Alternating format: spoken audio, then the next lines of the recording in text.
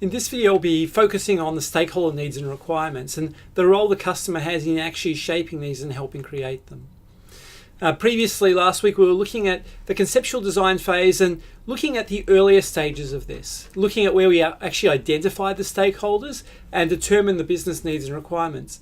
And we know this was mainly done at a business or enterprise management view, not done at a stakeholder view.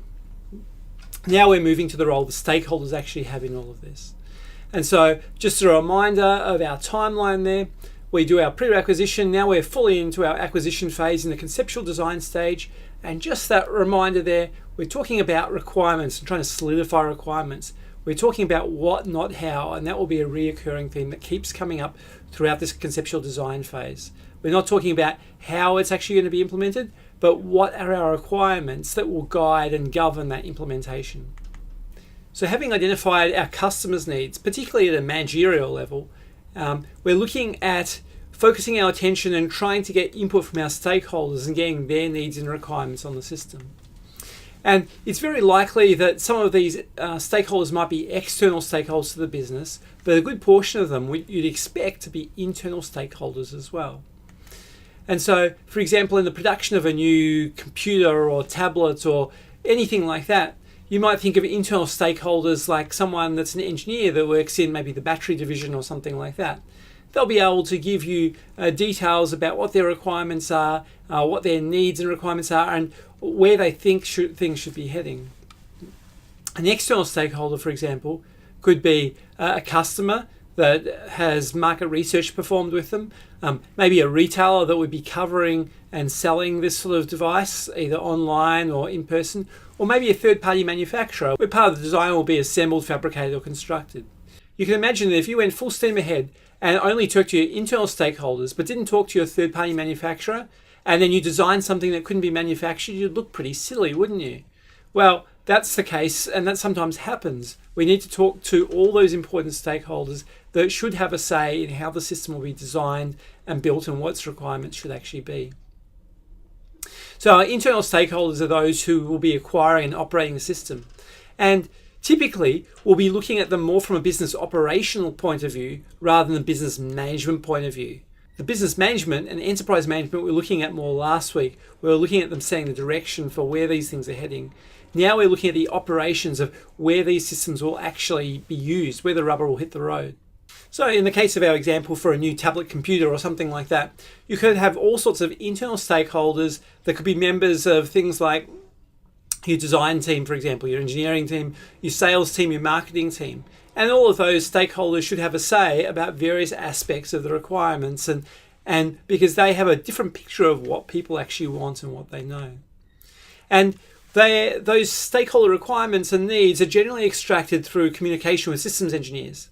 So systems engineers will meet with them either in focus groups or surveys or one-on-one or whatever it may be and try and tease out and expand those requirements. And remember, it's very important here to have documentation to keep track of all of them, particularly because when you might come back, you may have had several meetings with different people and some of those requirements may be conflicting. You may need to get those people in the room together and work out a set of requirements which captures together what their real needs and requirements actually were.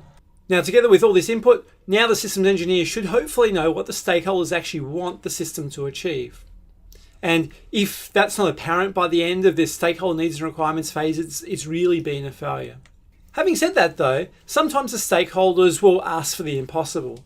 They may have infeasible, unrealistic, or even impossible requirements. And I've heard of some ridiculous ones before about someone wanting to transmit data, for example, faster than the speed of light.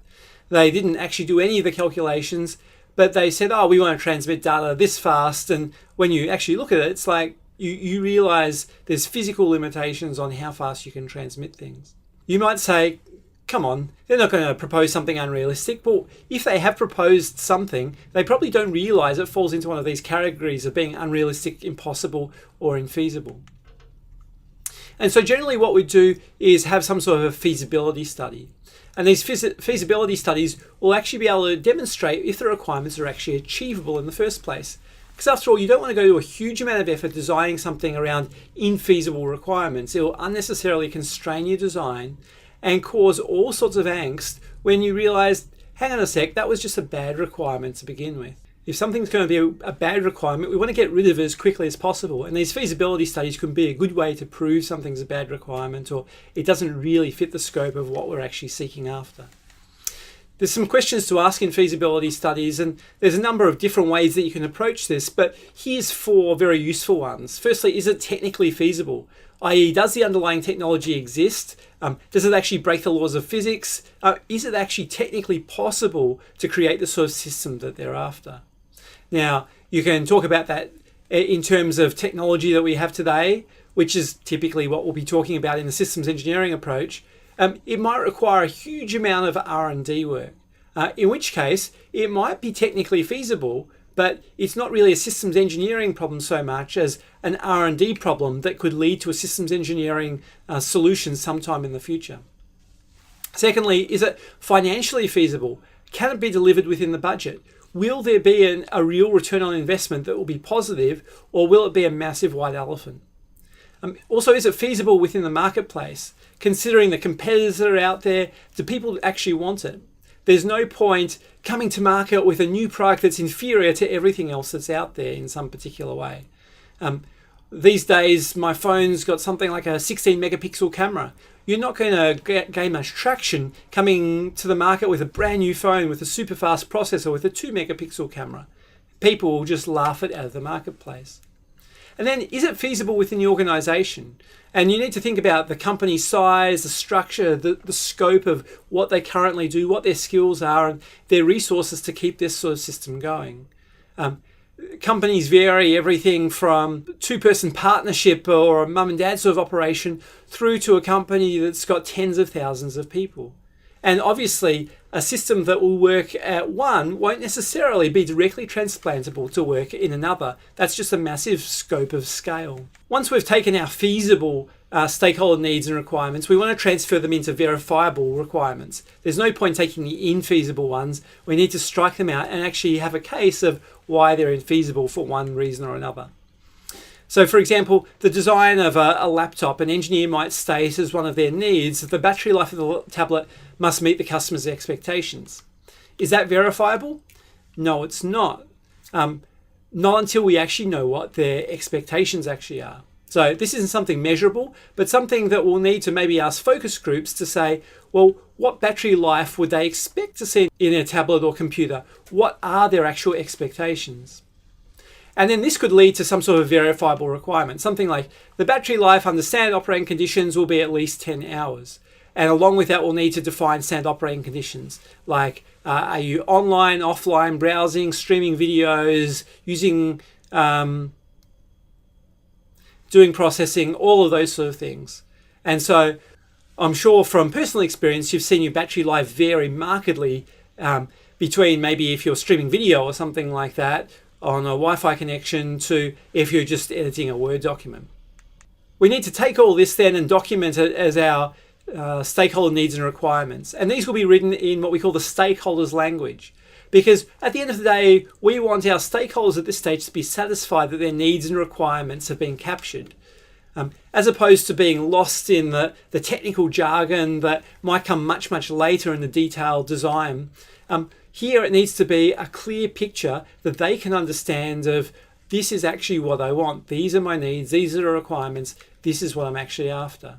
In my personal experience in dealing with stakeholders and dealing with industry, I've seen this come up a number of times. Talking to a Sparky only a few months ago, he stopped me at one point and said, you're pretty well educated, aren't you? And I smiled and said, PhD in engineering, and he's like, I don't understand what you're saying. Like, okay. And then I realized that, hang on a sec, I was talking at this level when he was actually understanding this sort of level. So I adjusted my language and spoke in the sort of language that he'd understand, and then it cleared up the whole matter.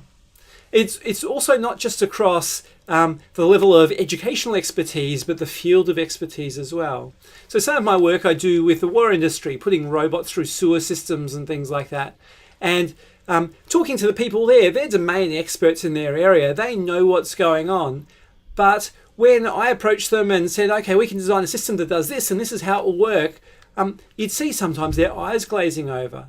They might understand the domain knowledge, but the sort of things I was applying and bringing in there, they didn't actually understand. And so it was a matter of really phrasing things in, I actually understand what your requirements are. These are your requirements, and I'm going to solve those requirements. You'll understand a bit later on how I actually solve them, but it's not really important at this particular stage, particularly as we're just trying to elicit requirements. So we're documenting our stakeholder needs and requirements within our SNR document. And we want to review that with our stakeholders as well. So we send it to our major stakeholders, and they may include our business management as well, and the people that took part in our feedback sessions. And it'll be demonstrating to them that their input's being considered in this design process. And sometimes we might get it wrong. Sometimes we might not understand what their needs and requirements really are. It's a great chance to correct that before it gets too much further. And also demonstrate that the project is actually proceeding as they expected, because they're expecting to get regular feedback from us along the way. And this will be a great chance for them to be able to actually articulate and see that you're listening to them.